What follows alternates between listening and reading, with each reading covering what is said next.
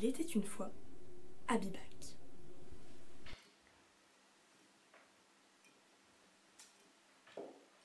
98% des élèves prennent espagnol en LV2. Des classes d'allemand avec seulement 8 élèves. Ce n'est pas rentable. Et surtout que certains élèves chez nous préfèrent prendre le latin plutôt que le français. Une langue morte, le latin. Non mais allô quoi. Et si on inventait un bac qui mélangerait le français et l'allemand? Ça s'appellerait l'Abibac.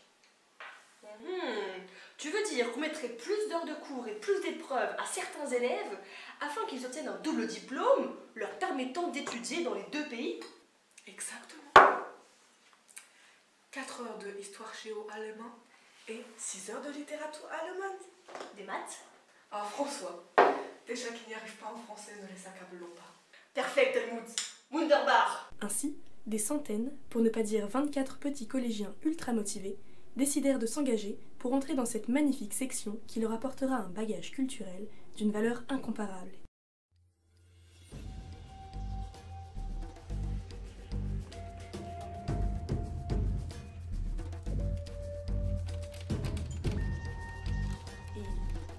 Attends, excuse-moi? C'est pas comme ça en fait. Il suffit de remplir un dossier que te communiquera le secrétariat de ton collège. Ensuite, tu vas être convoqué à un entretien. Les professeurs d'Abibac vont te poser quelques questions, histoire d'évaluer ta motivation. Wie heißt du? Wo wohnst du? Wie alt bist du? Warum bist du Abibac machen? Magst du essen? Magst du Tee? Wer bist du? Ich mag Deutsch sprechen und essen. Bravo, tu as réussi! Mais, au fait, qu'est-ce que tu vas apprendre en Abibac? Accroche-toi bien, parce que c'est un peu compliqué.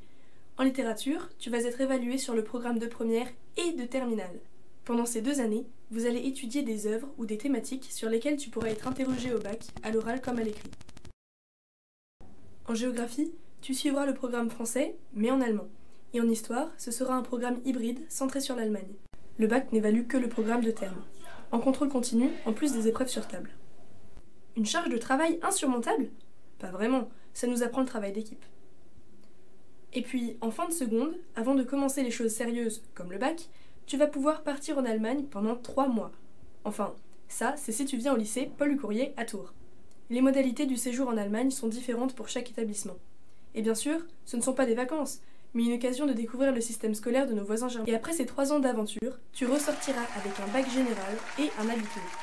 Tu pourras faire ce que tu veux après, de diplomate à éleveur de vaches, en passant par ingénieur pour l'armée.